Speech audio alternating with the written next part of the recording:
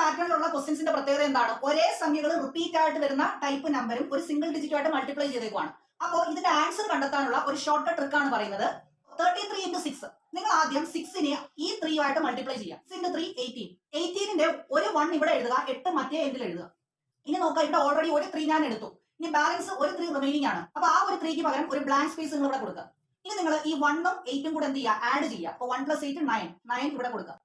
അപ്പോൾ നമ്മുടെ ആൻസർ എന്താണ്? 198 ആണ്. ഈ ഒരു ഷോർട്ട് കട്ട് ട്രിക്കിന് ഐസ്ക്രീം അപ്രോച്ച് എന്നാണ് പറയാം. ഇനി അടുത്ത ക്വസ്റ്റ്യൻ നോക്കുക. ആദ്യം നിങ്ങൾ 8ഉം 4ഉം ആയിട്ട് മൾട്ടിപ്ലൈ ചെയ്യുക. അപ്പോൾ 32 എന്ന് കിട്ടും. ഇവിടെ 3 എഴുതുന്നു, ഇവിടെ 2 എഴുതുന്നു. ഇനി ബാലൻസ് 2 4 ഉണ്ട്. അതിന് പകരം 2 ബ്ലാങ്ക് സ്പേസ് കൊടുക്കുന്നു. ഇനി ഈ 3ഉം 2ഉം ഞാൻ ആഡ് ചെയ്യുവാണ്. അപ്പോൾ 3ഉം 2 ആഡ് ചെയ്യുമ്പോൾ 5 എന്ന് കിട്ടി. അപ്പോൾ ഇവിടെ 5 കൊടുക്കുന്നു, ഇവിടെ 5 കൊടുക്കുന്നു. ഈ ക്വസ്റ്റിൻ്റെ ആൻസർ നിങ്ങൾ കമൻറ്റ് ചെയ്യും. ഇനി ഈ ചോദ്യത്തിലൊരു വ്യത്യാസമുണ്ട്. ഇവിടെ 3ഉം 2ഉം മൾട്ടിപ്ലൈ ചെയ്യുമ്പോൾ 6 കിട്ടും. അതിനെ 0 എന്ന് എഴുതും. 0ഉം 6ഉം കൂട്ടുമ്പോൾ 6 കിട്ടും. അത് രണ്ടെടുത്ത് ഫില്ല് ചെയ്യുക. അപ്പോൾ 666 കിട്ടും.